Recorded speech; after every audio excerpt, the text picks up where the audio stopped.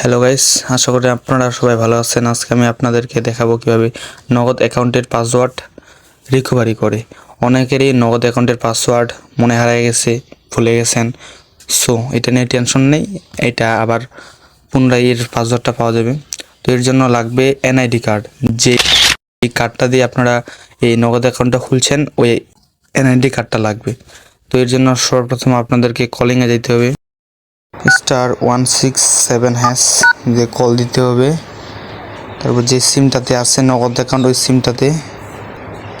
এরপর এখানে আছে 8 নাম্বারে আছে পিন রিসেট, তো এখানে 8 দিবেন, তারপর সেন্ড দিবেন। একে আছে 1 দিয়ে আবার সেন্ড। তারপর এখানে ওই যেই এনআইডি কার্ডটা দিয়ে নগদ অ্যাকাউন্টটা আছে, ওই এনআইডি কার্ডের নাম্বারটা দিবেন। তো আমি দিচ্ছি।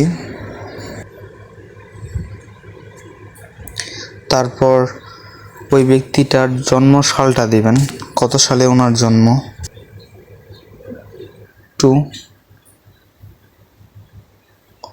তারপর একটু ওয়েট করবেন। তো এরপর একটা এসএমএস আসবে, এসএমএসটা অলরেডি এসে গেছে।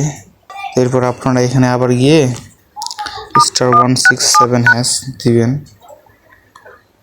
এরপর এখানে নতুন পিন কোড দিয়ে দিবেন। সো এটাই ছিল আজকের ভিডিওটি ভালো লাগলে অবশ্যই অন্তত পেজটি ফলো দিয়ে রাখবেন। আর নতুন কোনো সমস্যা হলে আমাদেরকে কমেন্ট বক্সে কমেন্ট করবেন।